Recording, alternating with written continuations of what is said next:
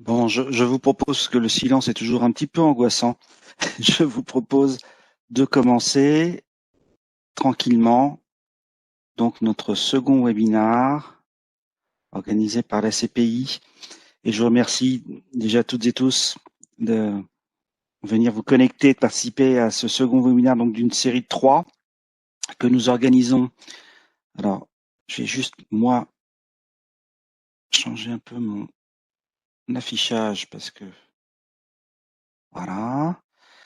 Que nous organisons donc sur le même sujet que la fois dernière pour traiter d'autres aspects que je développerai tout à l'heure autour du télétravail. Alors, c'est la deuxième fois que la CPI organise de cette manière par webinar ce type d'événement.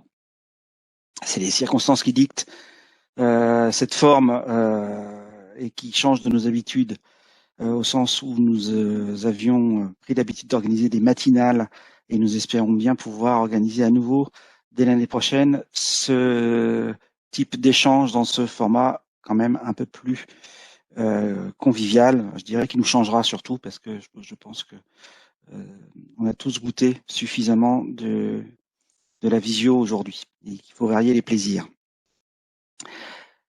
On a ouvert la participation de l'événement d'aujourd'hui aux membres de l'association, mais également à un public de non-membres. Nos collaborateurs, confrères et professions amis. Donc, je vais dire 2 mots et je m'excuse par avance pour ceux qui ont déjà entendu ces 2 mots la fois dernière, mais pour ceux qui ne nous connaissent peut-être pas encore, la CPI est une des plus anciennes associations parmi les très nombreuses associations du domaine de la propriété intellectuelle, puisqu'elle a été fondée en 1884. C'est une association dont la caractéristique est le fait qu'elle regroupe des dirigeants de cabinets de propriété intellectuelle, industrielle. Donc, elle a la vocation à représenter les intérêts de notre profession sur le plan national et international. En effet, la CPI est la branche française de la FICPI, qui est la Fédération internationale des conseils en propriété industrielle, ce qui permet donc à ses membres de bénéficier et de participer aux travaux et aux réflexions de cet important réseau de confrères au niveau mondial. Le webinaire d'aujourd'hui illustre bien le rôle que l'association souhaite jouer dans la formation et la formation de ses membres pour tout ce qui concerne, outre les questions qui relèvent de l'exercice professionnel classique, de la gestion aussi de nos ressources humaines, direction administrative et financière, digitalisation, enfin tous les défis qu'un dirigeant de PME relève en ces temps difficiles et que nous abordons au sein de l'association dans l'échange et la discussion entre pairs. Donc plus nombreux dans ces échanges, plus nous pourrons défendre avec vigueur nos intérêts et plus notre intelligence collective sera productive. Donc à ceux des confrères conseils présents aujourd'hui mais qui ne seraient pas encore membres et que ça intéresserait, nous avons mis en place des conditions de décision qui garantissent la gratuité la première année et des cotisations encore réduites fortement la deuxième année, le temps vraiment de s'assurer que les travaux de la CPI sont intéressants pour tous ses membres et venir nous rejoindre dans ce sympathique club. Donc n'hésitez plus. Alors aujourd'hui, le programme du jour, le télétravail, pour la deuxième fois après le webinaire que nous avons organisé le 19 novembre dernier, et dont vous pouvez trouver, pour ceux qui n'étaient pas là la fois dernière, une captation vidéo sur notre site. C'est une nouveauté aussi. Les événements sont enregistrés et nous les mettons en ligne de manière à pouvoir y revenir ou pour ceux qui n'étaient pas disponibles la fois dernière, pouvoir les voir. Donc consacré aujourd'hui, comme la fois dernière, au travail à distance. La fois dernière, nous concentrer sur la question du pourquoi. Quel sens donner ou retrouver aux mots collaboration dans cette mutation profonde que peuvent connaître nos cabinets qui expérimentent le télétravail, forcé ou non. Pourquoi mettre en place ce type d'organisation? Quelles attentes faut-il anticiper dans ce nouveau contexte de travail de la part de nos collaborateurs, en particulier de nos managers? Et qu'attendre des nouveaux outils numériques pour adapter nos structures, qu'elles soient grandes ou qu'elles soient petites, à ce contexte. Donc il s'agissait des questions auxquelles on a tenté de répondre et avec l'aide des intervenants qui ont eu l'amabilité de bien vouloir partager avec nous leur expérience sur ces sujets lors du premier volet le 19 novembre dernier. Aujourd'hui, nous allons aborder le thème avec plutôt la question du comment, avec un questionnement autour du cadre réglementaire pour le télétravail, mais également une question autour de l'organisation des espaces pour des équipes qui deviennent aujourd'hui nomades, et pour lesquels l'existence de bureaux fixes peut paraître en soi une incongruité, et les risques enfin informatiques qui peuvent aujourd'hui prendre une dimension tout autre dans le cadre de cabinets comme ceux qui s'organisent interconnectés et connectés à leurs collaborateurs. Donc notre programme du jour, Maître Mauchon, avocate spécialiste en droit du travail, qui est très bien notre profession pour conseiller plusieurs de nos cabinets en ce domaine, commencera par nous rappeler donc les règles applicables telles qu'elles sont prévues au Code du travail, mais également faire découvrir les derniers développements de la matière tels qu'ils ressortent de l'accord trouvé entre les partenaires sociaux qui étaient en négociation ces dernières semaines et qui ont abouti à un accord il y a quelques jours, le 26 novembre dernier. Donc je pense qu'on ne peut pas être plus près de l'actualité et que cet exposé nous sera très utile pour nous mettre à jour avec ces développements nouveaux. Paul-Louis Moreau a également accepté de partager avec nous son expérience pour lui relative à l'aménagement des espaces de bureau, tels que ces aménagements ont été pensés au sein du groupe bancaire, du grand groupe bancaire auquel il appartient, dans le cadre de leur adaptation à la mobilité des équipes, au télétravail et à la dématérialisation de l'espace de travail qui en est la conséquence. On peut se poser la question si c'est pas l'inverse, à savoir que le télétravail est la conséquence de la dématérialisation de l'espace. Peut-être que Paul-Louis nous éclairera là-dessus. Paul-Louis a été en charge de ces projets au sein des équipes RH à la BNP. Je précise que, parce que c'est une discussion qu'on a déjà eue ensemble,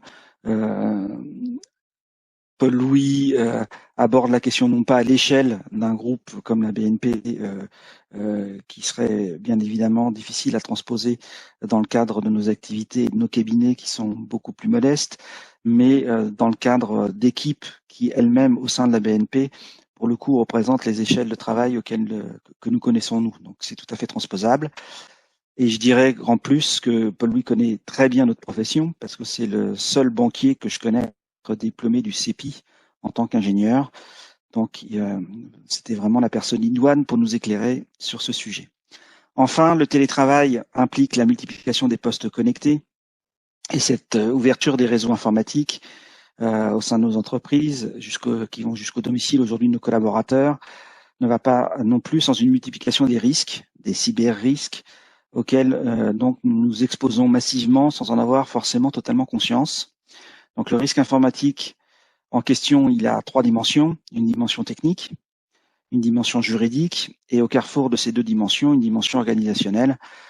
Donc Maître Sabitre Marcelin et Julien Valiante ont eu la gentillesse aussi de bien vouloir participer à notre webinaire aujourd'hui pour nous éclairer pour Maître Marcelin sur les aspects juridiques de la question et pour Julien Valiante sur les illustrations techniques qui nous permettront de maîtriser et de mieux comprendre la nature de ces risques. Alors une dernière précision avant de passer la parole à Johan. Vous pouvez me transmettre des questions au travers du chat qui est intégré à notre outil de visioconférence. Je m'efforcerai moi-même de soumettre, en fonction du temps disponible et de l'animation un petit peu des débats, toujours de temps en temps un petit peu, laborieux dans le cadre de ces visioconférences, mais on essaiera de faire ça de manière la plus naturelle possible. Donc vous utilisez le chat en bas à droite de votre écran et vous m'adressez les questions que je retransmettrai. Voilà, donc nous sommes maintenant prêts à entendre Maître Mauchon pour écouter toutes ces questions, enfin avoir ces éclairages sur toutes ces questions juridiques. Donc Johan, je vous passe la parole. Merci beaucoup. Est-ce que bonjour à tous, est-ce que vous m'entendez bien? Pour ma part, oui. Bon, c'est déjà ça. Bien, alors je vais essayer de ne pas vous assommer sur trop de techniques et de sources juridiques un peu difficiles peut-être à cette heure-ci, mais je vais quand même commencer par un cours historique sur le télétravail, un cours historique des textes applicables parce que ces textes qui se sont succédés et pas toujours en pleine cohérence comme ça arrive souvent dans nos sujets que nous traitons, font qu'on a eu quelques doutes et qu'il y a eu un certain nombre de discussions et de débats depuis quelques années sur la mise en œuvre et la mise en place du télétravail dans les entreprises. Donc le démarrage du télétravail, c'est un accord cadre européen de juillet 2002, un accord cadre, c'est-à-dire un accord négocié par les partenaires sociaux au niveau européen. C'est intéressant parce que c'est vraiment le point de départ du télétravail et finalement nous sommes encore aujourd'hui dans cette cohérence de négociation au niveau européen et français par les partenaires sociaux, et le législateur suit, mais il ne devance pas. Donc accord cadre européen qui devait être transposé notamment en France dans les 3 ans. La France a transposé en juillet 2005 un accord donc signé par l'ensemble des partenaires sociaux de l'époque côté patronal, c'est-à-dire MEDEF, ex-CGPME et ex-UPA. Et cet accord, dans un premier temps, donc, s'est appliqué aux entreprises qui étaient adhérentes. Ensuite, nous avons eu un arrêté d'extension, un arrêté ministériel d'extension en mai 2006, qui a étendu donc l'application de cet accord à toutes les entreprises qui dépendaient d'une convention collective, dont un des syndicats était signataire. Je vous précise ça parce que c'est intéressant pour quelques-unes des professions, et même si c'était très minoritaire, mais en l'occurrence les professions libérales ou les CPI qui n'appliquent pas de convention collective étaient donc hors cadre. Elles n'étaient pas concernées par cet accord national interprofessionnel de 2005. Ensuite, en 2012, le législateur a pris une loi, le télétravail entre dans le Code du travail, il est codifié et il va être assez substantiellement modifié par une des ordonnances de septembre 2017, les fameuses ordonnances Macron, qui seront ratifiées donc, par une loi de mars 2018. Et c'est là où ça devient un petit peu plus compliqué, c'est que nous avons conservé l'ANI de 2005 applicable aux sociétés donc, qui dépendaient d'une convention collective avec les syndicats signataires. Et à côté de cela, nous avions maintenant donc, des dispositions dans le Code du travail avec parfois des différences, voire des incohérences. La première différence, qui n'est pas la moindre, c'est que le télétravail n'est pas défini de la même manière. C'est quand même un détail qui n'en est pas un. L'évolution principale apportée par cette loi, par cette ordonnance de 2007, c'est que la mise en place du télétravail était dorénavant, et ça reste, et tout ce que j'en ai aujourd'hui, à mettre en place par accord d'entreprise. En premier lieu par accord d'entreprise, pas nécessairement par accord d'entreprise, mais en premier lieu par accord d'entreprise, donc par le biais de la négociation dans l'entreprise. La dernière évolution, c'est celle dont Marc vient de parler, c'est l'ANI qui vient d'être négociée par nos partenaires sociaux le 26 novembre 2020, qui est en cours de signature, qui n'est donc pas encore étendue, donc qui n'est pas encore applicable, et qui, heureusement, j'ai envie de dire, n'apporte pas véritablement de droits nouveaux, mais qui a essentiellement vocation à clarifier certaines choses et qui se veut surtout un support à la négociation dans l'entreprise, dans chacune des entreprises, qui a donc permis aux partenaires sociaux, patronaux et salariés d'évoquer un certain nombre de sujets, de débattre d'un certain nombre de sujets et donc de permettre aux employeurs d'avoir une forme des réponses ou en tous les cas des pistes pour eux-mêmes débattre à l'intérieur des entreprises. Alors, sur ces bases juridiques, pour passer à quelque chose de plus pratique, qu'est-ce que l'on peut dire aujourd'hui pour un employeur? Quelles pourraient être les recommandations que l'on pourrait formuler, ou en tous les cas les conseils que l'on pourrait formuler pour un employeur qui aujourd'hui a peut-être déjà conclu un accord, peut-être une charte, peut-être rien, peut-être envisage de le faire ou envisage de faire évoluer son accord. Ce qu'il y a de sûr, c'est que les employeurs aujourd'hui sont très poussés à négocier, que ce soit par le législateur ou par les partenaires sociaux, mais ça vous me direz c'est logique. Et donc le principe de la primauté de l'accord d'entreprise trouve ici toute sa force. Et primauté, ce qui signifie qu'en particulier, on peut écarter, grâce à un accord d'entreprise, écarter les dispositions des fameuses ANI. Même si c'est moins favorable, un accord prime sur l'ANI.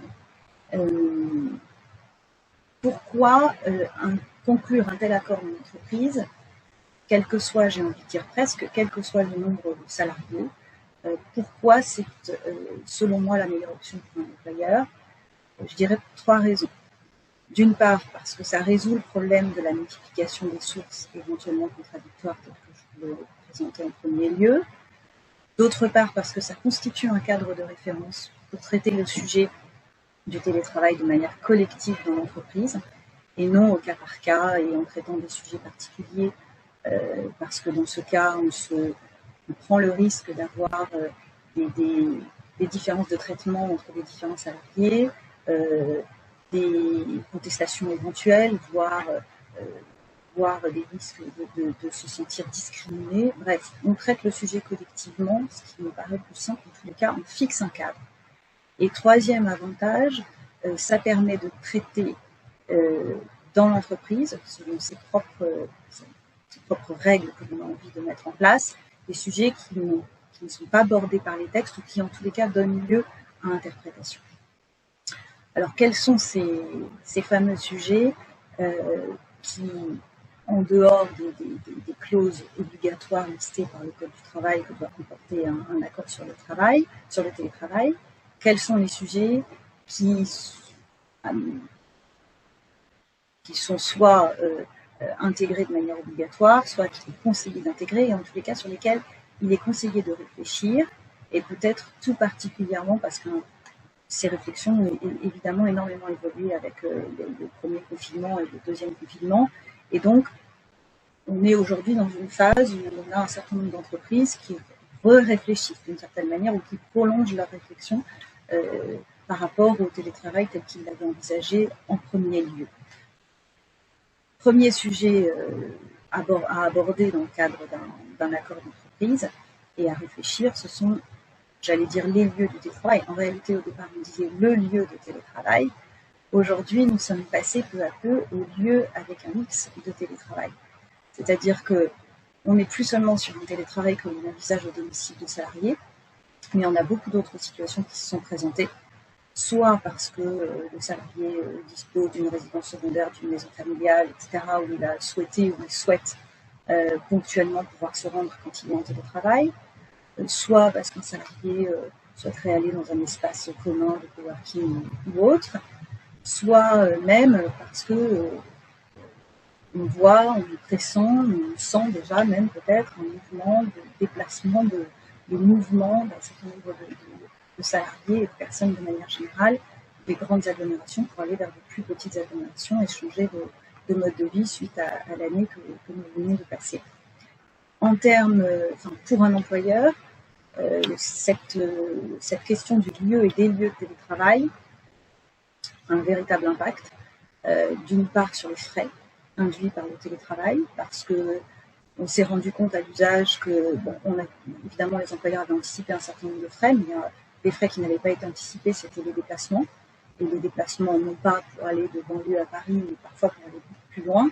Et donc, de l'obligation, de jongler avec l'obligation qui pèse sur l'employeur, de prendre en charge, en application du Code du travail, la moitié des frais de déplacement, des abonnements à une frais de déplacement. Donc l'employeur se retrouve finalement avec potentiellement des salariés qui pourraient aller beaucoup plus loin et revenir évidemment de l'entreprise régulièrement, et donc avec des frais de déplacement qui ont considérablement augmenté. Donc les frais, c'est une chose, on a aussi des questions de sécurité qui peuvent se poser, sécurité des données, sécurité en termes de poste de travail, de disponibilité du salarié. Enfin, cette question du lieu de télétravail, finalement, a fait apparaître beaucoup d'autres questions et beaucoup d'autres problématiques éventuelles qu'il est difficile de traiter de manière directe, parce qu'il est difficilement envisageable de dire à un salarié où il va loger, évidemment, ça relève de la vie privée, mais que l'on peut envisager de manière indirecte. De manière indirecte, par exemple, quand on passe au deuxième sujet que je me propose d'aborder avec vous, c'est la fixation des jours ou le volume de jours de télétravail. On a vu tout un tas de choses se mettre en place dans les entreprises, très différentes finalement, et toujours de manière très raisonnée. Finalement, par le raisonnement, par la pratique de chacun, on peut pratiquement tout entendre. J'ai par exemple des entreprises qui ont mis en place, qui tiennent à mettre en place des jours fixes de télétravail, où finalement tous les salariés sont en télétravail le même jour, et au contraire des entreprises qui tiennent à réfléchir en roulement, pour précisément avoir tout le temps dans les locaux un certain nombre de personnes, y compris par exemple un certain nombre de personnes par service. On a aussi la question du volume. Est-ce qu'on traite le volume en jours par semaine, en jours par mois ou en volume de jours sur l'année? Tout ça, ce sont des sujets qui sont potentiellement encadrés par l'accord. Et par exemple, pour revenir sur le lieu du télétravail, ce sont des sujets auxquels on peut réfléchir justement en corrélation avec cette histoire de lieu de télétravail. Parce qu'évidemment, en fonction des règles que l'on va fixer, cela va peut-être inciter des salariés ou au contraire freiner des salariés à déménager ou à changer véritablement de mode de vie. Troisième sujet à aborder, qui a fait lieu d'un très important débat lors de la dernière AMI, ce sont les emplois concernés par le télétravail, ce qu'on a appelé les postes télétravaillables. Alors on avait un débat entre évidemment les deux positions extrêmes qui étaient position des syndicats patronaux, choisir les postes qui sont télétravaillables relève du pouvoir de direction, et la position des syndicats de salariés qui disaient non, il faudrait qu'on ait une concertation sur les postes télétravaillables, on ne peut pas que se référer au pouvoir de direction de l'employeur. Alors au terme de cette AMI, on est arrivé à une position assez consensuelle qui est de dire quand même le principe c'est le pouvoir de direction de l'employeur, mais c'est vrai que le fait de discuter avec les partenaires sociaux des postes télétravaillables est intéressant, et je dirais même plus, est une forme de protection pour l'employeur, encore une fois, pour que s'assurer que le sujet est bien, que les choix faits sont bien admis, sont bien intégrés, sont bien considérés comme objectifs et ne sont pas contestables. Parce que finalement, ce qui est bien balisé, ce qui a été discuté et validé par les instances représentatives du personnel, derrière, est évidemment très difficilement contestable. Donc là, on est arrivé à une position qui est de dire pouvoir de direction, mais concrètement, comment les partenaires sociaux interviennent par le biais de la consultation du CSE, qui pourra intervenir sur la définition des postes. Alors, définition des postes, ou au contraire, comme je l'ai vu, exclusion de certains postes. Ça, on a le choix dans la manière de traiter ces postes télétravaillables. Le point qui est important à souligner sur ces postes télétravaillables, c'est qu'il y a une incidence juridique importante, dans le sens où depuis septembre 2017, si un poste est télétravaillable, l'employeur doit motiver son refus lorsqu'un salarié lui fait une demande de télétravail. Donc, il est obligé de se justifier quelque part, de ne pas accepter le télétravail. Et la dernière AMI du mois de novembre a ajouté que dans les autres cas, sous-entendu quand le poste n'est pas télétravaillable, l'employeur est invité à préciser les raisons de son refus. Il est invité. Troisième ou quatrième thème, je commence à mon quatrième thème, la réversibilité. Alors on monte dans les sujets épineux, on arrive dans de plus en plus épineux, car là, mal cadré par les textes, la réversibilité, le Code du travail se contente de préciser que l'accord doit prévoir les conditions de passage au télétravail et de retour dans l'entreprise, et que le télétravailleur est prioritaire pour occuper ou reprendre un poste sans télétravail qui correspond à ses compétences et à ses qualifications. La nouvelle AMI a apporté un certain nombre de clarifications aussi pour préciser plusieurs choses. D'une part, comment on accède au télétravail par le double volontariat. Ça, c'est une confirmation, mais qui a été à nouveau posée clairement pour dire pour passer en mode télétravail, que ce soit lors de la conclusion du contrat ou plus tard lors de son exécution, on doit avoir et l'accord de l'employeur et l'accord du salarié. Seule exception, mais aujourd'hui très présente, c'est les épisodes de pollution ou de pandémie. C'est dans les cas vraiment très exceptionnels, mais à part ça, il faut l'accord des deux.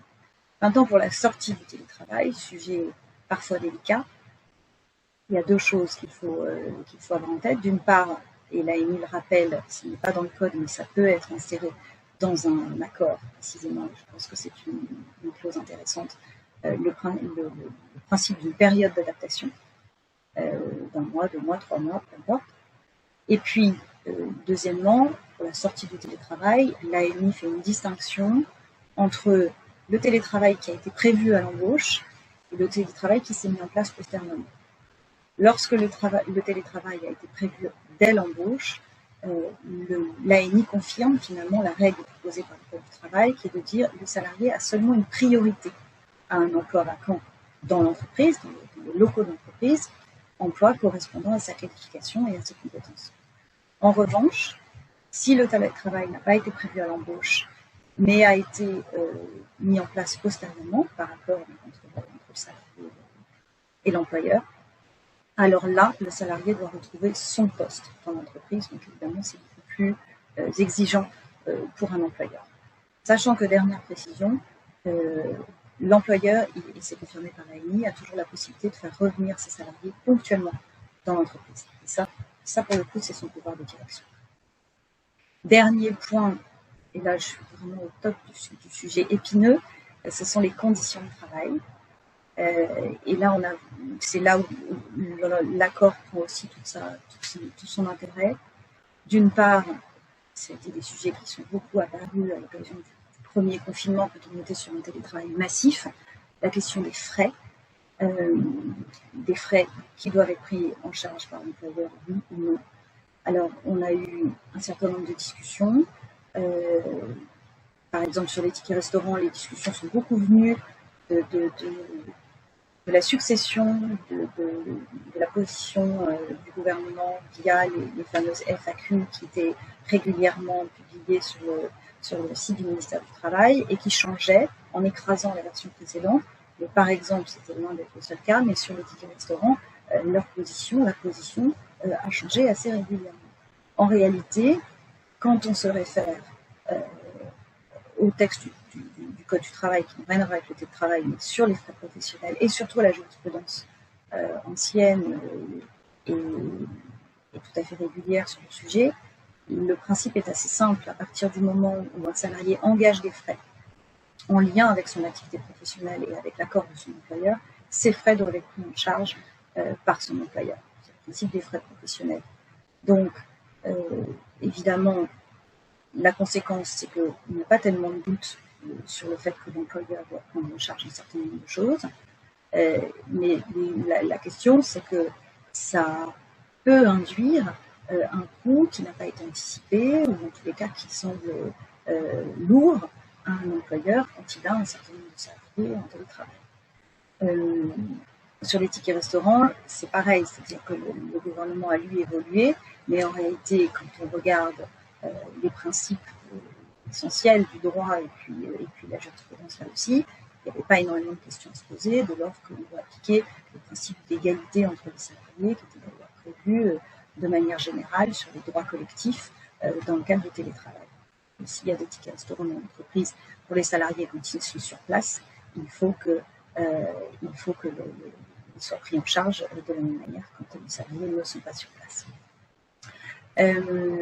Dernier point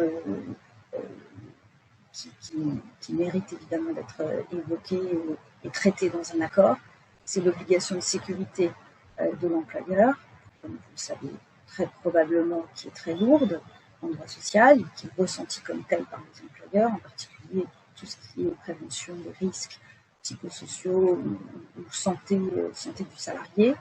Et là, on se retrouve à un moment où il ne faudrait pas que l'employeur qui accepte le télétravail et le met en œuvre dans son entreprise et se poursuivre post-confinement se retrouve finalement moins protégé que si ses salariés étaient dans l'entreprise. Alors le point que je trouve assez positif dans la dernière ANI, c'est qu'il est quand même écrit, et ça fait du bien quand même de le lire, il est écrit noir sur blanc, qu'il doit être tenu compte du fait que l'employeur ne peut avoir une complète maîtrise du lieu et de l'environnement du salarié lorsqu'il est en télétravail. Et ça va mieux en l'écrivant, parce qu'il est évident que, certes, l'employeur a une obligation de sécurité très lourde, mais en même temps, il ne maîtrise pas tout. Pour autant, et dans l'accord, et dans le document unique d'évaluation des risques, Et dans sa politique de formation, il est évident que le télétravail doit être pris en compte. À la fois, l'ANI liste un certain nombre de risques, mais je pense qu'ils sont clairement palpables pour tout employeur. Le risque du salarié qui vit mal le télétravail, le risque d'isolement, le problème de management, quelque chose d'ailleurs qu'on avait évoqué, que vous aviez évoqué lors de notre premier webinaire. Tous ces sujets nécessitent d'y réfléchir, même s'ils seront évidemment moins prégnants lorsque le télétravail sera moins massif, parce qu'il se pose moins de problèmes quand on est sur 1 ou 2 jours de télétravail que quand on est à 100% pendant un mois ou deux. Mais il n'empêche, je pense que c'est important, et ça sera probablement à réfléchir dans le cadre du suivi des accords qui sont déjà conclus, d'envisager comment l'employeur se protège en termes de charge de travail, de droit à la déconnexion, de management, etc., pour ne pas se retrouver démunis devant une revendication d'un salarié en télétravail, et sur lequel on n'aurait évidemment pas beaucoup de maîtrise directe sur la situation. Et je ne sais pas s'il y a des questions maintenant ou si on attend. Je crois que j'ai vu passer quelque chose sur le chat. Oui, je peux me faire le relais comme je l'ai promis. Oui. Donc, ça concernait les prises en charge des frais. Alors, oui. Je vais même en rajouter une petite couche parce que j'ai une question moi aussi sur ce sujet-là. Donc, j'ai couplé les deux. Donc, la question qui est posée, c'est la question, je crois, qui a tourné aussi un moment sur le loyer, c'est-à-dire que la surface que le collaborateur peut dédier à son travail et qui dans le cadre du sujet qu'on va voir après, peut faire des économies aussi à son employeur si on adopte par exemple le flex office. Le salarié est-il légitime à réclamer un loyer pour les surfaces qu'il occupe pendant ses heures de travail et qu'il dédie à son travail? Et moi, ma question complémentaire, c'est celle éventuellement de l'établissement de forfait. Est-ce qu'on peut se sortir de toutes ces discussions sur les frais pris en charge par le collaborateur en faisant une liste qui sera jamais exhaustive, mais en essayant de regrouper tout ça et en ajoutant sur le bulletin de paye un forfait destiné à compenser l'ensemble de ces frais d'une manière moyenne? C'est exactement la recommandation que j'aurais fait. En fait, sur le loyer lui-même, on en était resté par la jurisprudence à une position qui était de dire si le salarié est à l'origine de la demande de télétravail, l'employeur n'a pas à prendre en charge, n'a pas à indemniser plus exactement l'utilisation à titre professionnel d'une partie du logement. La manière maintenant de traiter, parce que ça c'était le choix du salarié. En revanche, le matériel, l'entretien du matériel, voire la chaise ergonomique, etc., ça oui, ça je pense que ce soit à la demande du salarié, que ça vienne de l'employeur ou que ce soit d'un commun accord, je pense que c'est indiscutable en réalité que les bureaux, la chaise, l'ordinateur, etc. Doit être pris en charge par l'employeur. Mais c'est évoqué d'ailleurs dans l'ANI cette idée d'allocation, de faire un forfait. Je pense que c'est en effet beaucoup plus simple. Ça permet de là aussi traiter le sujet collectivement. Il faut juste prendre garde au montant admis comme étant non soumis à cotisation par la sécurité sociale. Mais je pense que c'est très clairement la manière la plus simple maintenant de gérer. Il y a même des montants qui circulent entre 1 jour de télétravail égale temps, 2 jours de télétravail égale temps.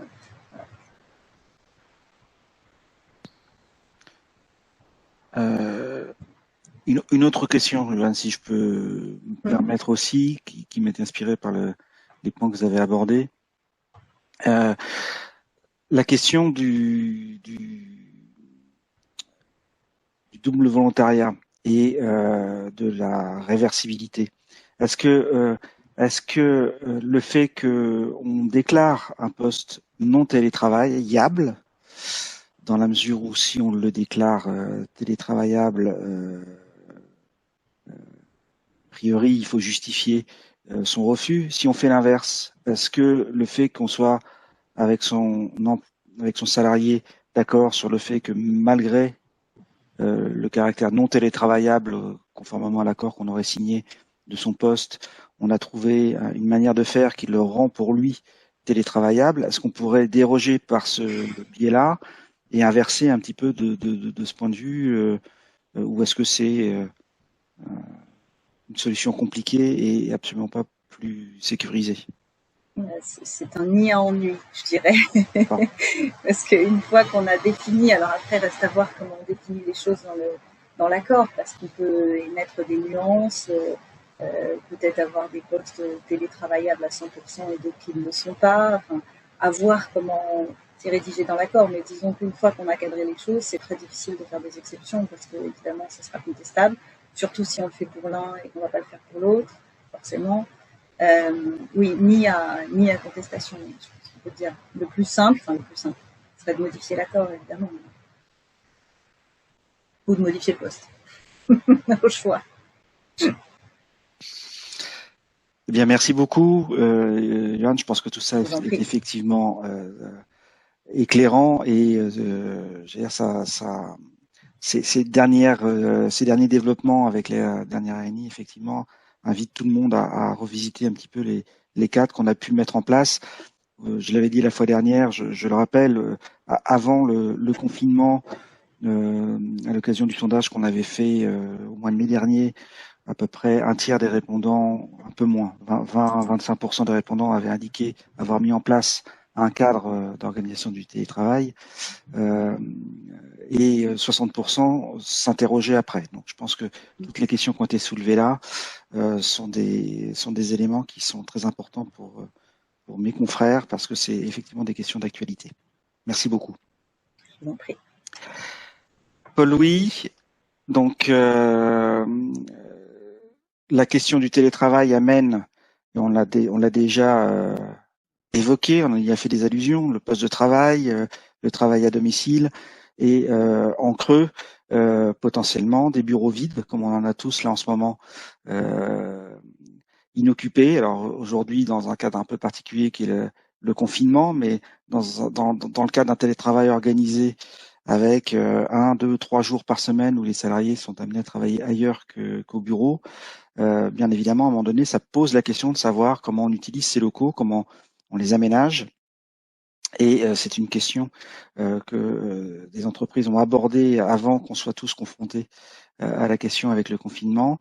Et donc, quels seraient et quels sont les enseignements que l'on peut partager de ces expériences passées et qu'on pourrait projeter dans cette intensification du télétravail. Donc, Paul-Louis, je te passe la parole.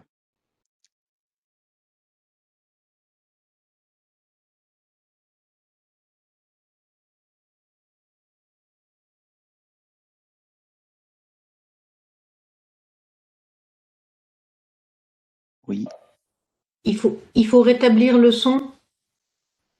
Paul-Louis est toujours en mute. Oui.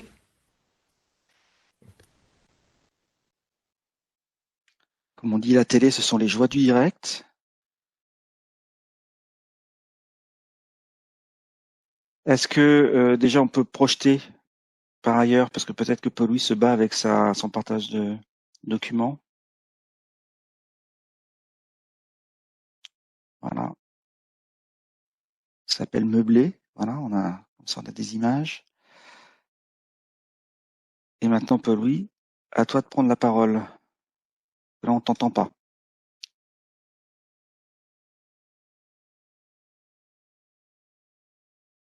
Alors qu'on t'entendait bien tout à l'heure.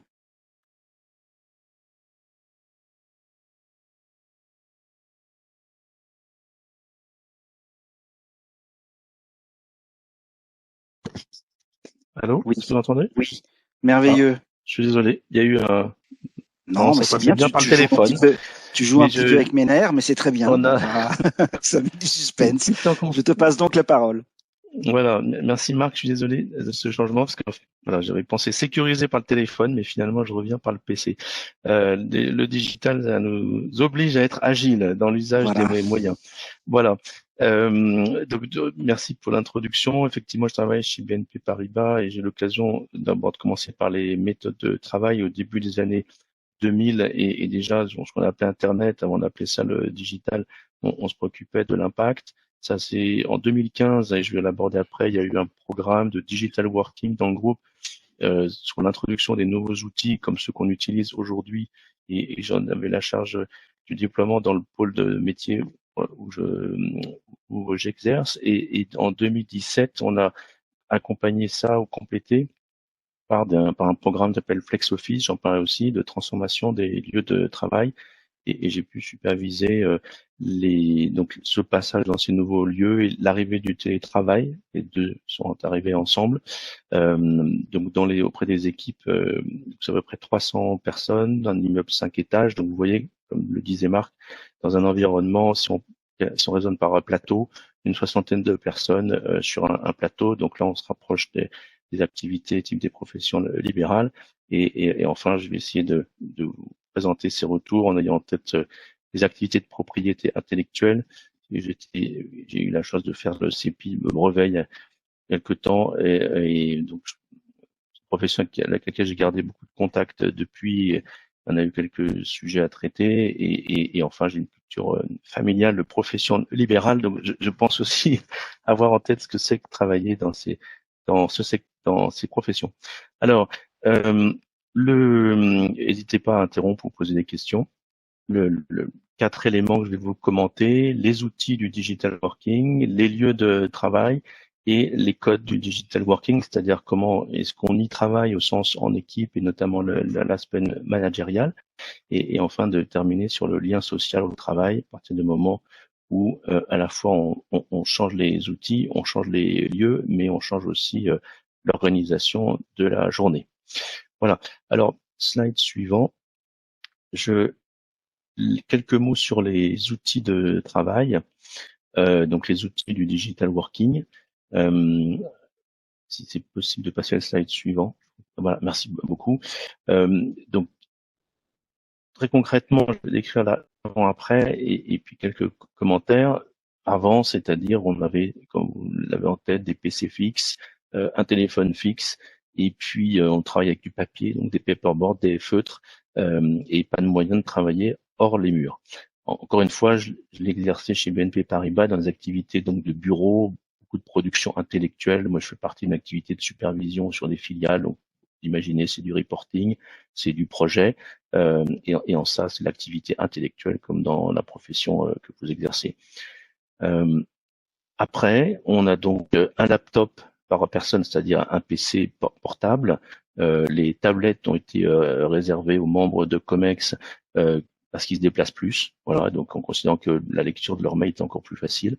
Un smartphone, donc on garde une ligne fixe, mais le téléphone qu'on utilise finalement c'est le smartphone.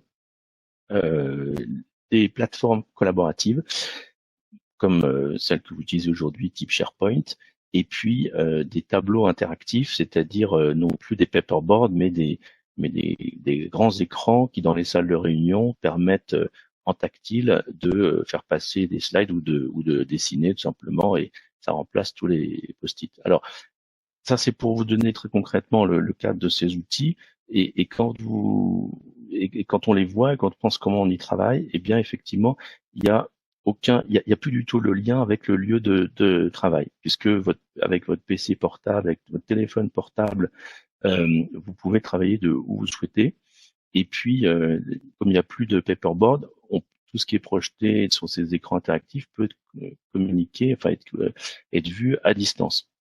Voilà. Donc, en touchant aux outils, en fait, on a tout simplement supprimé le lien physique avec avec l'espace de travail. Et donc, vous imaginez en région parisienne, quand on passe à 2 heures de transport dans la journée, moi mon métier est basé donc dans la région ouest, Roubaix.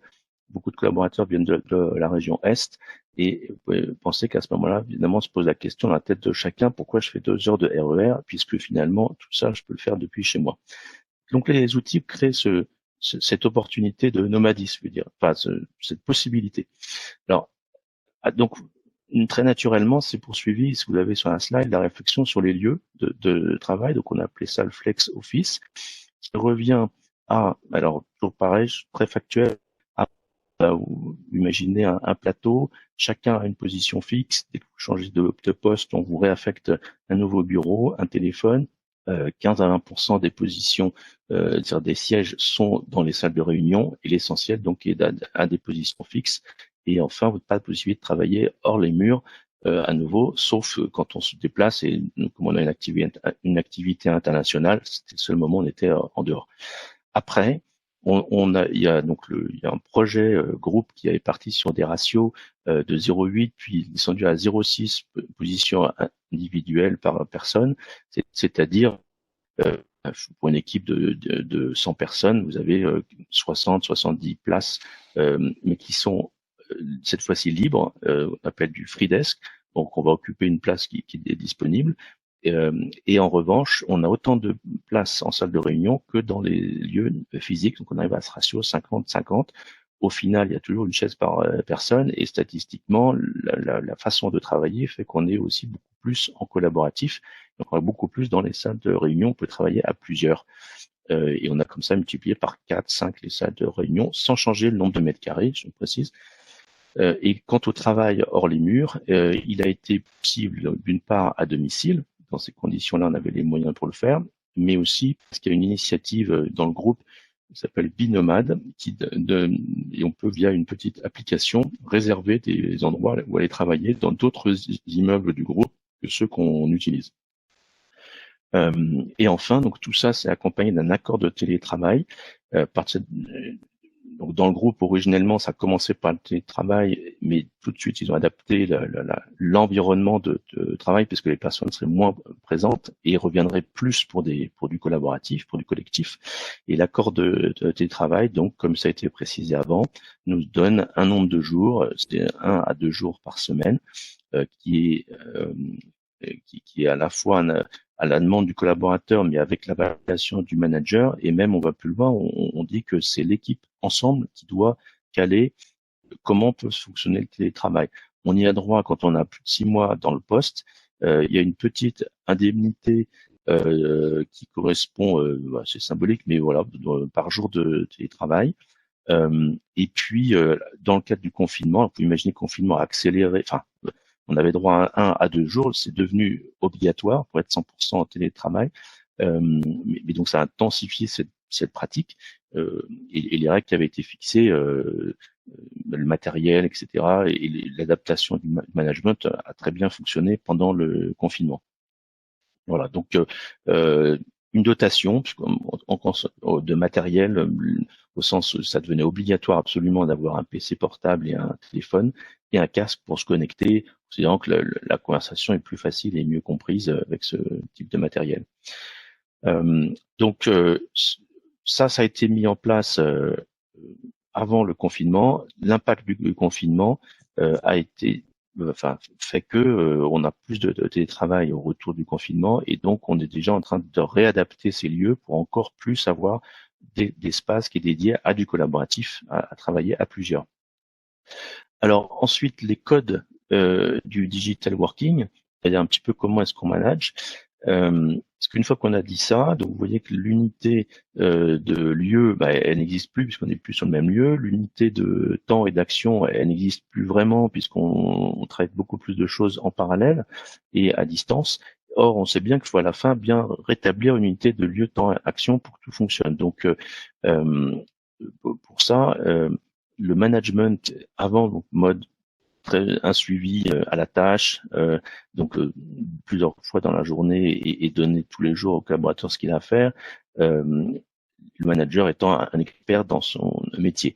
On est passé à un management plus sur des objectifs, donc chacun a une plus grande autonomie pour réaliser les activités qu'il doit faire pour atteindre ces objectifs, et également le manager devient beaucoup plus un animateur, donc un coach, un animateur des équipes qu'il encadre, puisqu'elles sont plus à distance. Donc ça, petit à petit, la RH fait évoluer le recrutement des managers pour correspondre à ce nouveau type de situation. Donc ce que j'ai illustré par une image, vous voyez que c'est des environnements où il y a plus grande autonomie, plus grande responsabilisation des collaborateurs, qui notamment leur permet de travailler à distance.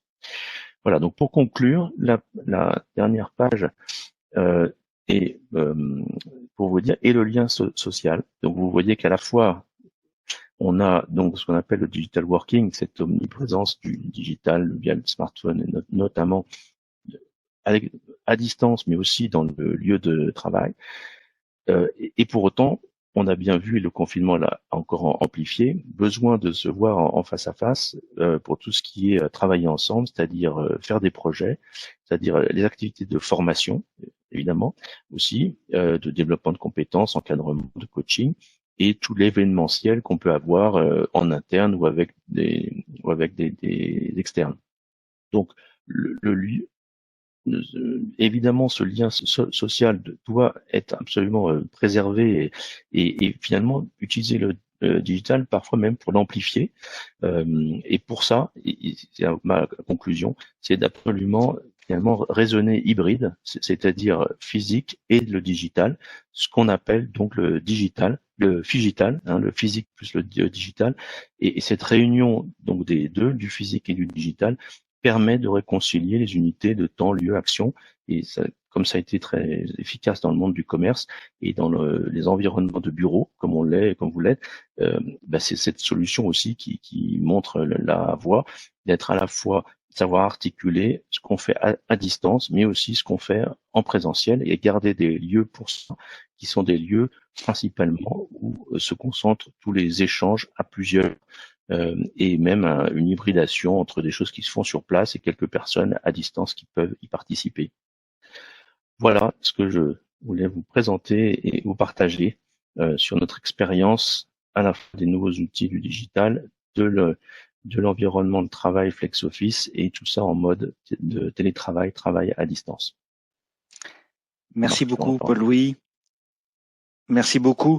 Je me souviens dans la discussion qu'on a eue ensemble, que tu avais utilisé une image moi, qui m'a tout de suite parlé et que tu n'as pas réutilisé là, donc je me permets de te l'emprunter, à savoir que tu me disais, mais de toute façon, ces notions de flex office et ces réaménagements de bureau sont vraiment, c'est la démonstration que tu nous as faite là aujourd'hui, mais la formule synthétise tout ça, c'est-à-dire que c'est vraiment l'aboutissement de la dématérialisation.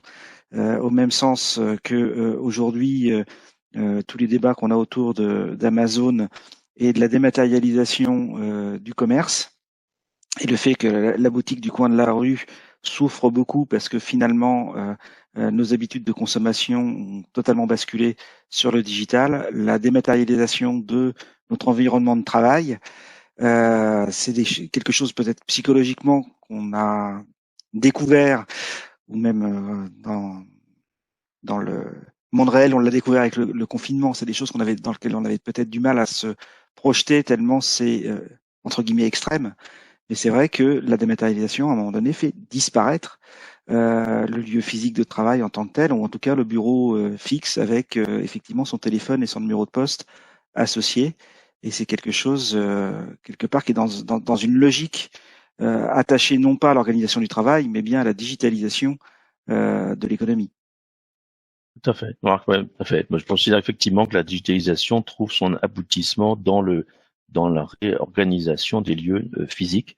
Et on voit bien tous les commerçants qui se lancent dans le commerce en ligne. Ben, finalement, à la fin, c'est le click and collect qui l'emporte, c'est-à-dire arriver à mélanger le digital et le physique. Et comme tu le dis, l'aménagement du physique ne fait que boucler, faire l'aboutissement de la transformation par le digital. Alors, je relaye une question. Je ne sais pas si tu as cette vision-là au niveau des outils utilisés dans le groupe ou dans ta propre expérience ailleurs. Au niveau des outils, tu as parlé donc des outils classiques de collaboratifs type SharePoint. Là aujourd'hui, on utilise de la visioconférence Zoom, etc. Est-ce que vous avez d'autres types d'outils que vous utilisez pour animer les réunions, pour les brainstorming, etc., qui là aussi doivent s'adapter au fait qu'aujourd'hui, on a des gens qui sont pas forcément avec nous dans une pièce et avec lesquels, donc vous avez, tu as parlé des tableaux interactifs.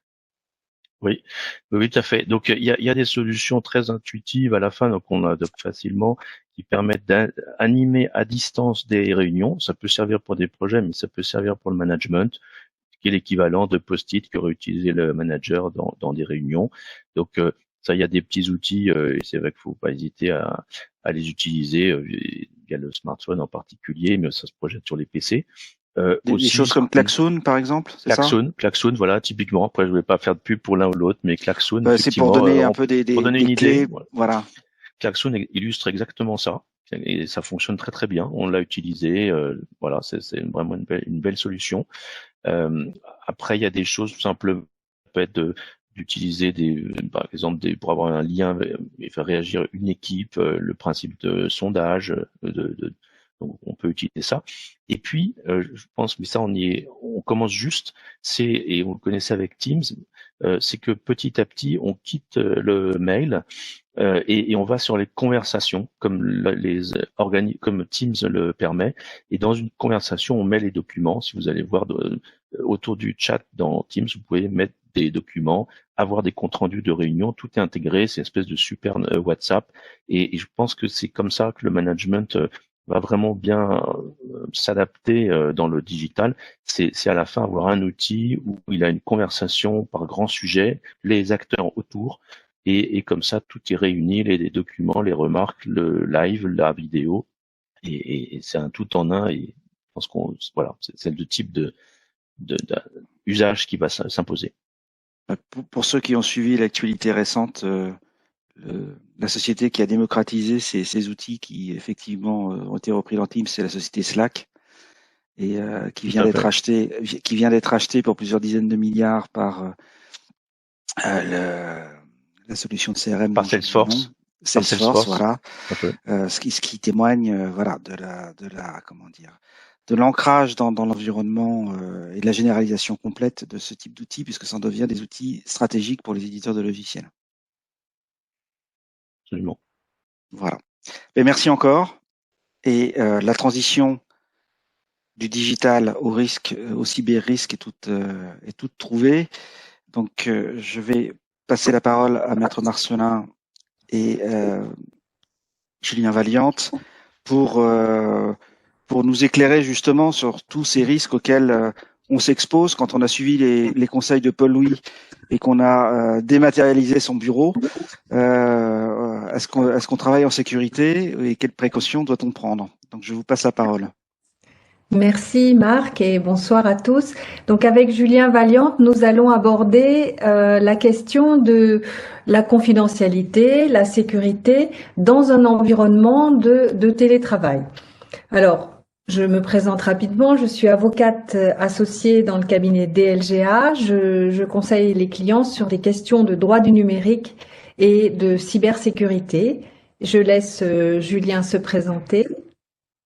Oui, donc j'espère qu'on m'entend bien. Je suis Julien Valiant, je dirige un cabinet de hacking éthique qui s'appelle CyberWings et notre métier consiste à passer les défenses de nos clients. Donc on connaît bien la partie cybercriminalité, même si on est éthique, évidemment. Alors la première question qui se pose, c'est bon, aujourd'hui, avec les évolutions technologiques telles qu'elles viennent d'être présentées, avec l'évolution des volumes de données, comment les choses évoluent, quelle est la situation aujourd'hui, quels sont les nouveaux risques, Julien? Alors, évidemment, les technologies ont évolué énormément. On se souvient, il y a quelques années, on avait encore des disquettes qui, rappelons-nous, faisaient 1,5 mégaoctets. Aujourd'hui, la moindre photo qu'on prend avec un smartphone ne tiendrait pas dans une disquette.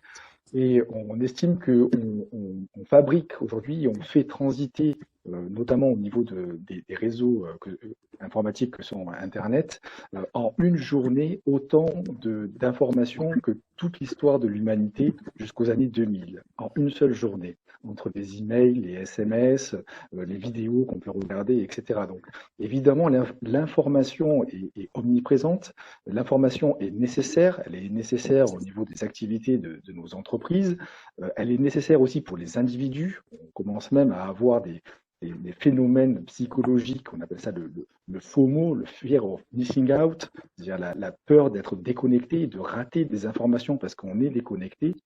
Imaginons une entreprise qui perdrait la possibilité d'échanger des emails ou qui perdrait accès à son site Internet ou à Internet. C'est juste catastrophique. Alors évidemment, ça représente un intérêt tout choisi pour les cybercriminels qui vont pouvoir acquérir ces informations, les dérober pour ensuite en faire éventuellement un commerce et qui peuvent aussi les subtiliser aux utilisateurs, aux entreprises qui en ont tant besoin pour ensuite derrière demander par exemple des rançons pour pouvoir les retrouver. Alors quand j'entends subtiliser, prédation, ça me donne envie de réagir. En fait, on comprend que le risque, c'est le hacking, le hacker, mais il y a un autre risque que connaissent bien les conseils en propriété industrielle, c'est le risque qui vient de la concurrence, qui vient du compétiteur. Parce que l'entreprise, elle conçoit des produits, elle conçoit des projets, et au début, au moment de la création ou de la recherche, et dans la période où avant brevet, elle doit protéger cette information, elle doit la sécuriser et empêcher, au travers voilà des outils que l'on a vus, empêcher que les compétiteurs s'y intéressent. Et les compétiteurs, ce sont des entreprises, mais parfois dans les recherches stratégiques, nous savons que ce sont aussi des intérêts nationaux et que le prédateur, si j'ose dire, ça peut être même une organisation étatique. Donc tout ça nous amène à une question de fond. Pourquoi il faut protéger l'information? Pourquoi il faut protéger l'information? Donc la première, enfin je pense qu'il y a deux motivations. C'est que, et là on peut passer à la slide suivante s'il vous plaît. C'est que non, et la suivante. C'est que, en fait, d'abord, il y a deux raisons. D'abord, on est obligé de protéger l'information dans de nombreux cas. Et puis, deuxièmement, les entreprises, elles ont intérêt à protéger l'information. Donc, déjà, l'obligation, c'est pas une obligation légale, c'est beaucoup d'obligations légales. La plus ancienne, c'est le secret professionnel, applicable aux médecins. Mais ce secret, il s'est étendu aux professions de conseil, comme vous le savez, le notaire, l'avocat, le conseil en propriété industrielle, les consultants, les prestataires, donc le secret professionnel, le secret bancaire, qui est une déclinaison qui effectivement a été déployée dans le secteur bancaire. Secret professionnel, c'est une obligation de sécuriser l'information parce qu'il faut sécuriser les informations qui appartiennent aux clients. Donc là, c'est pas l'intérêt de l'entreprise en elle-même, c'est l'intérêt des clients. Le droit du travail aussi impose la loyauté et impose héberge aussi le concept de secret de fabrique. Fabrique étant l'ancien nom de l'entreprise, entre l'atelier et l'entreprise. Et donc là, il y a une obligation pour le salarié de garder confidentielle l'information de l'entreprise. Après, on verra plus tard qu'elle peut être affinée dans d'autres processus. Et puis également, il y a le RGPD et puis son ancêtre, un de ses ancêtres, la loi informatique et liberté, qui déjà en 78 obligeait à conserver confidentielles les informations et créer des obligations de sécurité et de confidentialité. Et ensuite, parce que c'est l'intérêt de l'entreprise, et là je repasse la parole à Julien. Oui, alors tout à fait. La protection de l'information et notamment sa garantie en termes de confidentialité est extrêmement importante, puisque à partir de l'information.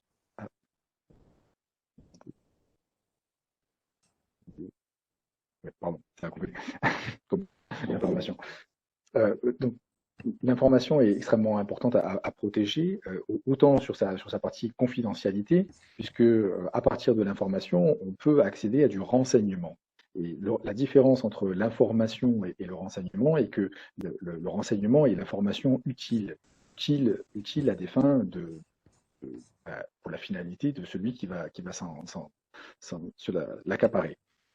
Cette information-là, les cybercriminels en font un commerce, donc ils peuvent la vendre. On retrouve systématiquement, par exemple, quand on a des vols de données dans Internet ou sur des bases de données, par exemple, on retrouve systématiquement ce qu'on appelle des leaks, c'est-à-dire des fuites de données qui s'échangent et qui se vendent dans le darknet.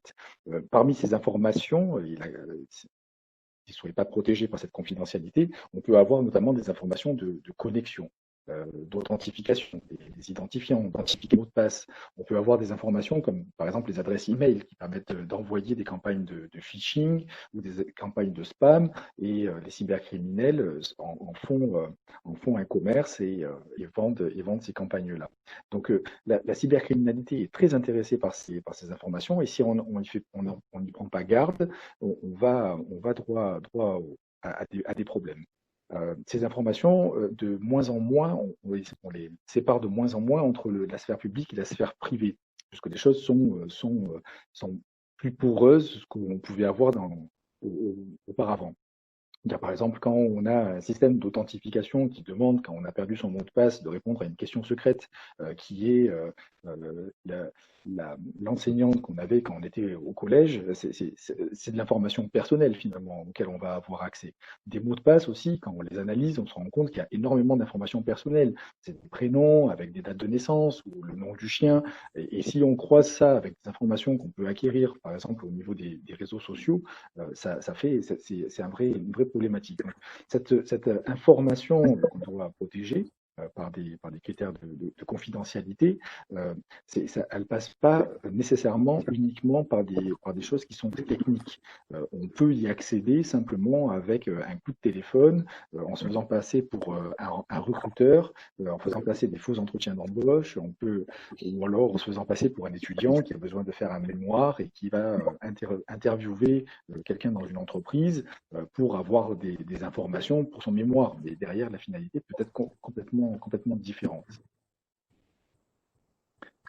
Donc, la question de comment protéger l'information, comment assurer cette confidentialité, finalement, si on regarde par les moyens techniques, c'est relativement simple. Les choses existent, c'est-à-dire il y a tout un tas de bonnes pratiques qui sont librement accessibles. On a des mécanismes de sauvegarde. Alors, attention aux sauvegardes, on le fait pas non plus sur des systèmes qui ne sont pas eux-mêmes protégés, puisque s'ils ne sont pas chiffrés, quelqu'un pourrait les dérober. Dans les sauvegardes, on a des choses qui sont les plus importantes, sinon on ne les sauvegarderait pas. Donc c'est quelque chose de très, très important. On a aussi des mesures qui viennent avant un incident de sécurité, qui viennent se mettre en place, comme par exemple des tests de sécurité, du filtrage de communication, de la segmentation, de tout un tas de choses. L'utilisation du chiffrement aussi, qui est une mesure aujourd'hui très, très facile d'accès et très pratique au jour le jour, mais qui malheureusement n'est pas aussi utilisée qu'elle le devrait. Sur un ordinateur, il suffit de cocher une case et on a activé le chiffrement sur son disque dur. Sur le smartphone, c'est pareil, c'est une case à cocher. La messagerie, on a des systèmes qui existent. Donc, on a tous ces moyens-là qui essayent de limiter la possibilité pour un attaquant d'accéder à de l'information pour laquelle il n'aurait pas la légitimité d'accès. On a aussi des mesures qu'on peut prévoir et prendre quand un incident se produit. Il ne suffit pas de se dire si ça arrive. Il faut partir du principe de quand ça arrivera, qu'est-ce que je ferai. Et là, on a plutôt intérêt à anticiper les choses. Il y a tout un tas de choses qui existent aujourd'hui, des cellules de crise, des communications de crise. On peut s'appuyer sur des assurances aussi. On peut s'appuyer sur tout un tas d'acteurs, de partenaires qui peuvent nous aider en cas de problème. Et on a aussi le après incident. Statistiquement, les statistiques officielles disent que on s'aperçoit d'une intrusion informatique importante en moyenne autour de 300 jours, ce qui est juste énorme. Ça veut dire qu'il y a des gens qui mettent encore plus de 300 jours pour s'en rendre compte. Donc quand on s'en rend compte, là aussi, il y a des mesures à mettre en place pour savoir qu'est-ce qui s'est passé, par où c'est passé, quelles sont les données qui ont été utilisées et tout un tas de choses. Comme je vous disais, il y a énormément de bonnes pratiques. Il suffit d'aller du côté de l'ANSSI, qui est l'Agence nationale de la sécurité des systèmes d'information, qui fait des choses extrêmement bien pour tout public, notamment un MOOC, par exemple, qu'on peut suivre et qui était très intéressant sur ce qu'ils appellent l'hygiène numérique, c'est-à-dire notre capacité à pouvoir utiliser dans les bonnes conditions toutes ces informations dont on a besoin et qu'on manipule tous les jours. On a la CNIL aussi qui fait un MOOC très intéressant sur les données personnelles et au-delà de ça, la protection des données, qu'elles soient personnelles ou pas. Il y a des sites comme cybermalveillance.gouv.fr qui permettent, en cas d'incident, de pouvoir déclarer son sinistre et des acteurs, des professionnels qui ont été préqualifiés par l'ANSSI, qui ont été sélectionnés par l'ANSSI, sont capables de venir aider les entreprises, notamment les TPE, les PME, les PMI. Ça, c'est très bien. Il y a aussi des plateformes, comme par exemple la plateforme Pharos de la Gendarmerie nationale, qui permet de déclarer des fraudes par les systèmes informatiques, par Internet, du harcèlement. Voilà. Des choses existent. Mais il n'y a pas que des choses techniques. Et je pense que Sabine avait tout un tas d'autres outils à proposer. Oui, alors au-delà de la protection technique, qui est vraiment au cœur du sujet, il y a des protections, organisationnelles et contractuelles. Alors c'est un petit peu plus loin puisque ça, je n'ai pas trop parlé des textes qui obligent. Encore une, s'il vous plaît. Encore. Plus loin, non, bon, non, il n'y a pas de slide là-dessus. Donc, en gros, l'organisationnel, qu'est-ce que c'est? Ce sont des moyens que peut mettre en place l'entreprise par son organisation. Des procédures internes qui ne seront valables, bien entendu, qu'à partir du moment où elles ont un côté contraignant et elles sont annexées au règlement intérieur en respectant tout le formalisme de consultation des IRP, de publication. À ce moment-là, les règles deviennent contraignantes, comme une charte de sécurité ou une charte de confidentialité. Il y a un outil utile aussi, ce sont les certifications qui vont montrer l'engagement de l'entreprise et qui vont élever le niveau de ces procédés internes. Il y a la normalisation qui est là aussi va permettre de garantir une organisation interne qui va contribuer à la sécurité et donc à la confidentialité, puisque vous savez, donc c'est une des composantes avec la disponibilité et l'intégrité de l'information. Il y a la classification des données, c'est-à-dire quelles sont les données, ça demande un travail à l'entreprise, quelles sont réellement les données sensibles. Il faut les différencier parce que si l'on protège toutes les données, ça peut être intéressant, mais ça va entraîner des frais et des contrôles assez importants. Est-ce qu'il y a des données plus sensibles que d'autres? Combien de niveaux en s'inspirant du secret défense? Et là aussi, ça demande une organisation préalable et une mise en place de processus en utilisant notamment certains outils de classification qui permettent d'apporter une protection plus importante aux informations qui sont réellement sensibles.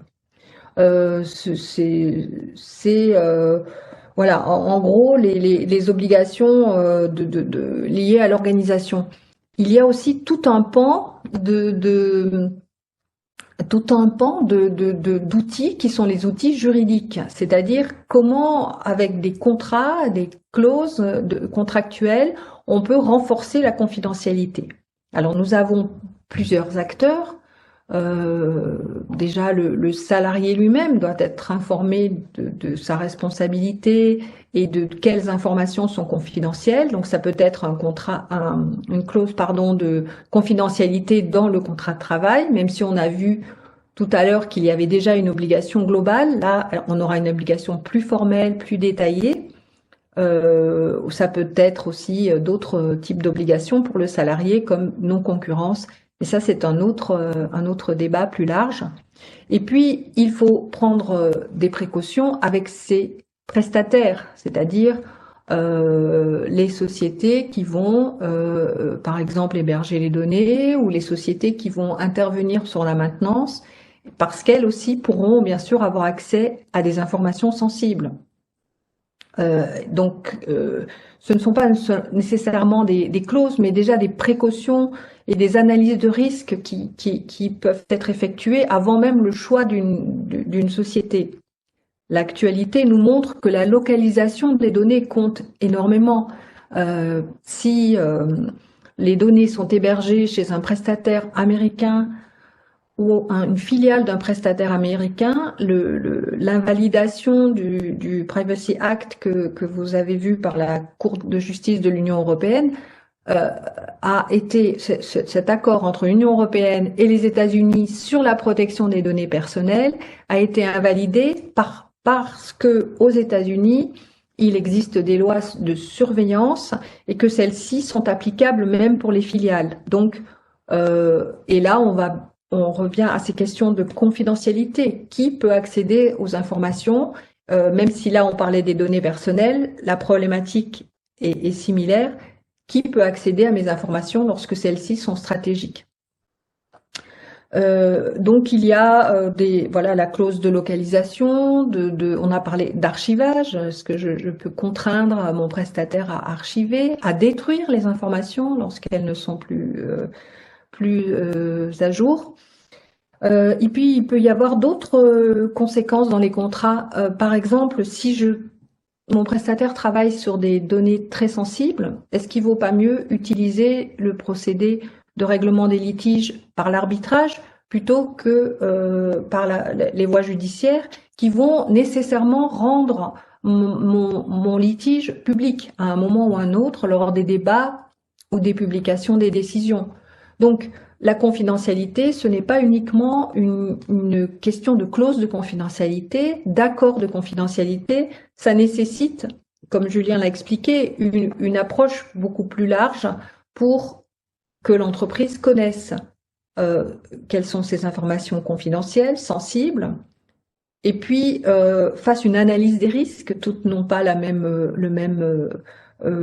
valeur, pour après décider des mesures juridiques, organisationnelles et contractuelles, puisque tout ça forme un ensemble.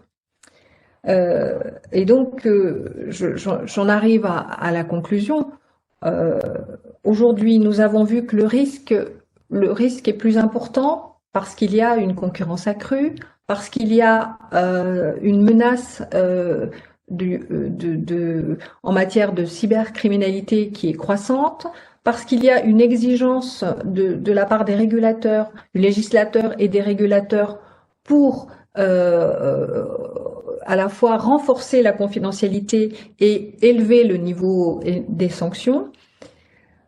Et puis le télétravail choisi ou imposé, comme ça a été vu du fait de la pandémie, a renforcé ces risques d'atteinte à l'information. Donc, comme le précédent intervenant l'a montré, c'est aussi une opportunité de revoir certains modèles de télétravail, d'organisation hiérarchique et autres.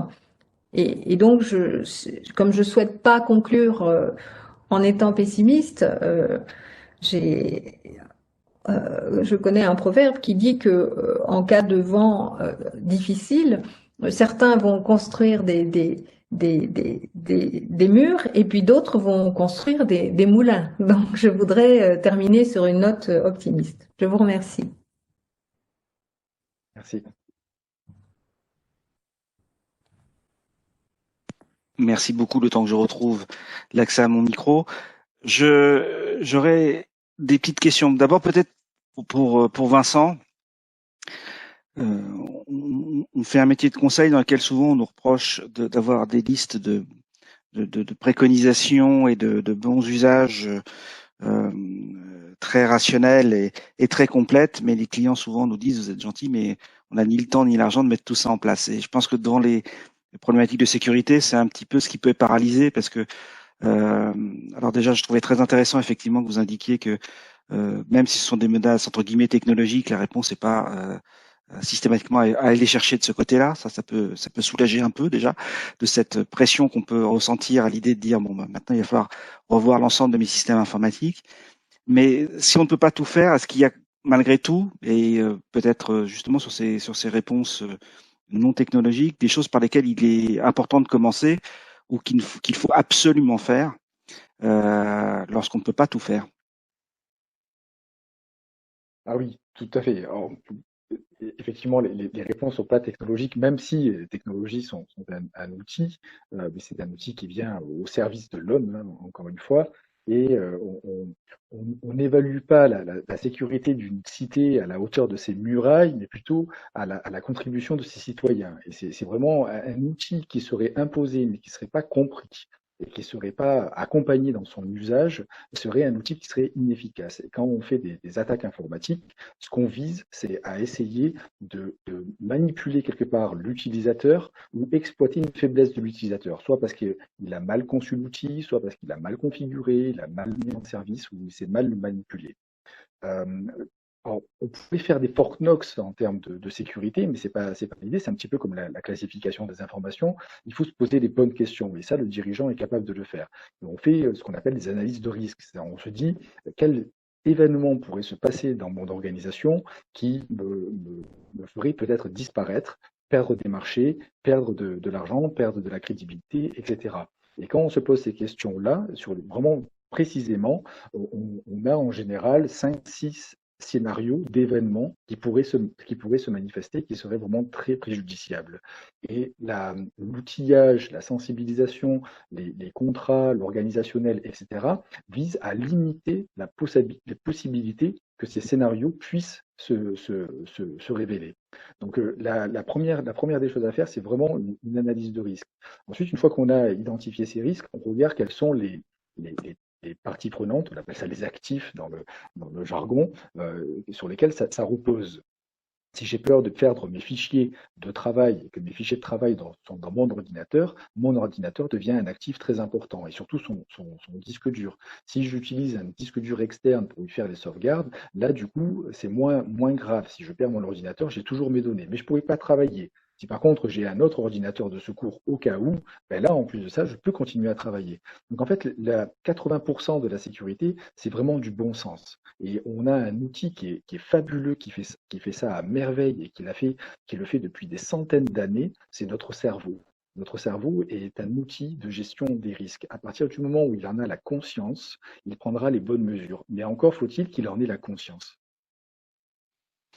Merci. Donc, je retiens effectivement qu'il faut commencer par essayer de se faire peur et les premières intuitions sont à suivre ensuite. Une question qui peut d'ailleurs peut-être Maître Mauchamp concerner à la fois Maître Mauchamp et Maître Marcelin qui m'est transmise, c'est dans le contexte du télétravail, une petite angoisse peut naître aussi du fait qu'on ne contrôle pas l'environnement de travail au niveau technique du collaborateur.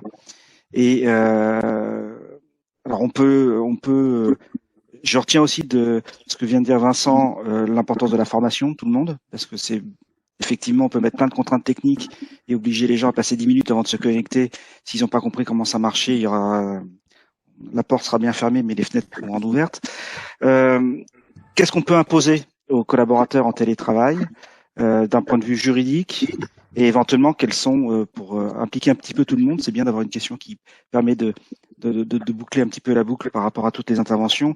Quelles sont les choses que juridiquement on peut potentiellement imposer pour justement améliorer ces questions de sécurité? Est-ce qu'on peut lui interdire d'utiliser du tel ou tel matériel, fixer des contraintes liées à la sécurité à son employé alors qu'il est chez lui? Je ne sais pas si Johan ou... Je peux commencer à répondre et j'espère que Johan complétera. Ce dont on n'a pas trop parlé, c'est du contrôle.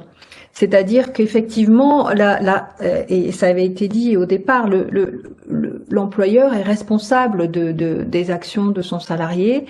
Et donc, pour cela, il faut l'équipe, comme ça a été dit, mais il faut aussi qu'il contrôle. Et donc ça, c'est à sa charge. Ceci dit, lorsqu'on parle de télétravail, c'est un peu difficile. Puisqu'on ne peut pas filmer, utiliser la vidéosurveillance dans un domicile privé, parce que il existe des outils de suivi ou de tracking en anglais, et encore faut-il qu'ils respectent les autres règles, c'est-à-dire la vie privée, le fait que le salarié doit être informé des contrôles. Donc il y a et puis il y a des obligations, mais je pense aussi que il faudra former. On va le répéter, mais jamais trop informer le salarié sur les risques, le responsabiliser. Ça me paraîtra beaucoup plus fructueux.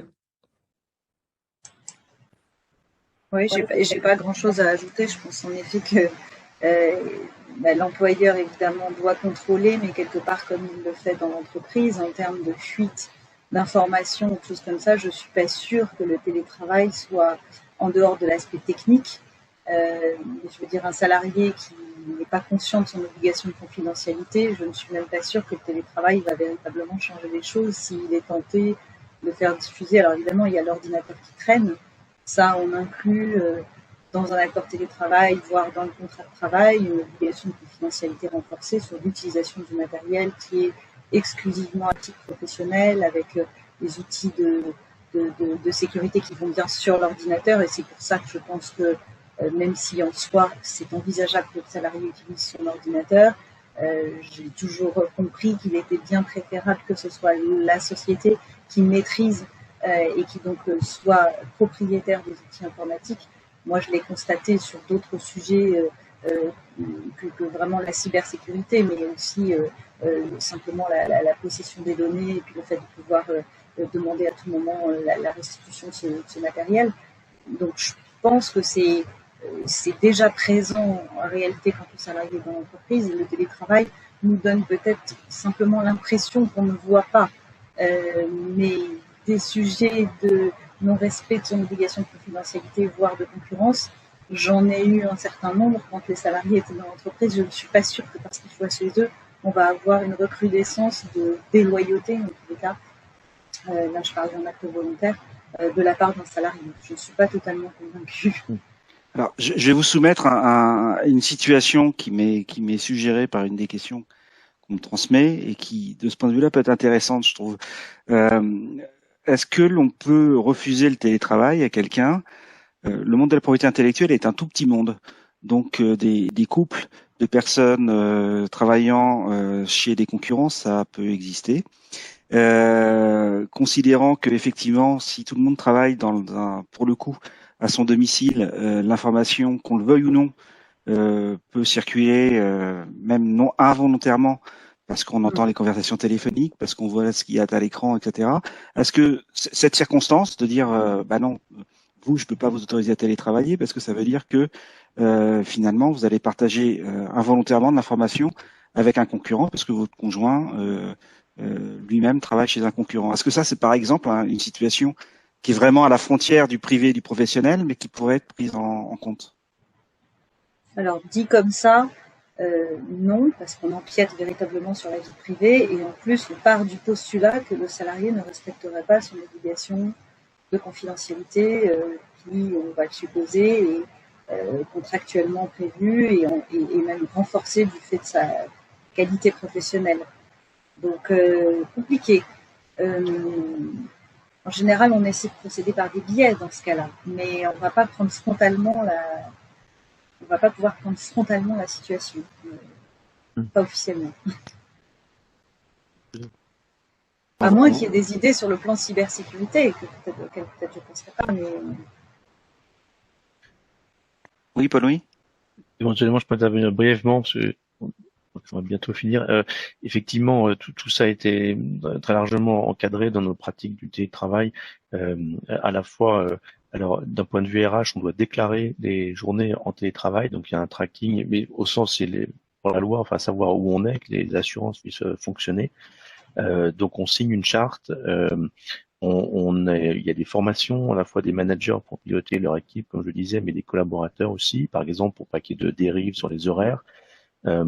Et enfin, les outils de travail sont de plus en plus adaptés à ça. Par exemple, maintenant, tous les documents qu'on envoie, on a un pop-up qui nous dit alerte, ça c'est de l'information, c'est confidentiel, ça c'est secret, vous pouvez pas envoyer. Enfin, donc on est de plus en plus accompagné, assisté pour pas qu'il y ait de fuite évidemment d'informations.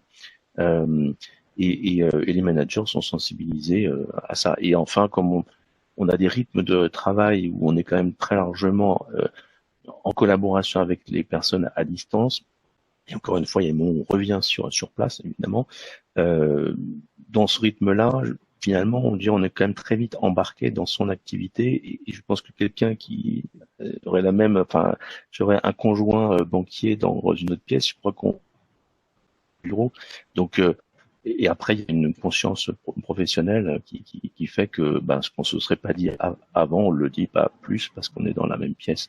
Donc, et en termes d'efficacité à la fin, si c'est parfois une question, est-ce que les gens travaillent ou pas, c'est reconnu de toutes les études qui ont été faites sur le sujet. Je vous ai mis un lien vers une étude qui est faite chaque année, un baromètre qui a une efficacité plutôt accrue. C'est-à-dire ce qu'on sait, c'est que les tâches individuelles sont mieux faites dans un environnement éventuellement plus calme à distance, pas forcément d'ailleurs dans le domicile, mais à distance, que dans le bois d'un open space. Ce qui, en revanche, l'efficacité reste sur place. On est à travailler plusieurs ensemble. Donc, il y a beaucoup de choses qui effectivement sont mises en place pour sécuriser dans les pratiques, par la formation, beaucoup de formation. On a beaucoup aussi de sensibilisation sur la cybersécurité. Qu'est-ce qu'on fait avec nos data, qu'est-ce qu'on fait avec nos documents, et les outils eux-mêmes se verrouillent de plus en plus pour qu'il n'y ait pas de fuite possible. Voilà. C'est parfait. Ces dernières questions, ces derniers échanges ont permis, encore une fois, de faire réintervenir tout le monde. J'en suis ravi pour montrer un peu la cohérence des sujets qu'on a traités. Bon, il me reste à conclure. Paul-Louis me rappelait au timing, je me suis laissé emporter dans les discussions et j'ai passé un petit peu l'horaire qu'on s'était fixé. Donc je conclus en remerciant très chaleureusement tous nos intervenants parce que je pense qu'on a eu encore une fois des échanges de grande qualité et très riches. Je remercie bien entendu tous les participants qui ont pu trouver, je l'espère, des informations et des pistes de réflexion utiles et inspirantes. Donc on va revenir sur ces questions nous-mêmes à l'association en comité, parce que ce sont des questions, je pense, qui vont continuer à travailler les esprits et à nous préoccuper pour l'organisation de nos cabinets. Donc, on aura l'occasion de rebondir sur tous ces points. Je vous donne d'ores et déjà rendez-vous en début d'année prochaine pour terminer le cycle qu'on a ouvert de webinaire par un troisième qui va aborder un sujet, on va dire, plus sensible de la gestion du compte client, donc les clients en difficulté, les recouvrements, la relation client dans le contexte de crise. Donc, paradoxalement, je vais souhaiter que le prochain sujet de discussion n'intéresse personne, parce qu'on ne sera pas concerné, mais qu'on aura quand même, par prudence, par curiosité et par plaisir, j'allais dire, volonté de se retrouver quand même virtuellement, ou j'ose l'imaginer, le souhaiter en présentiel. Ça sera extraordinaire si on arrive à le faire comme ça. Pour donc un webinaire en présentiel, ça sera quelque chose de nouveau à organiser. Donc nous retrouver tous à cette occasion. Après notre assemblée générale, certainement, on avait prévu de faire ce webinaire en janvier, mais le calendrier est déjà bien chargé pour tout le monde, donc je pense qu'on le décalera certainement en février. Donc encore une fois, merci à tous et à toutes. Bonne fin de journée et à très bientôt. Au revoir. Merci. Bonsoir. Au revoir à tous. Merci. Au revoir à tous.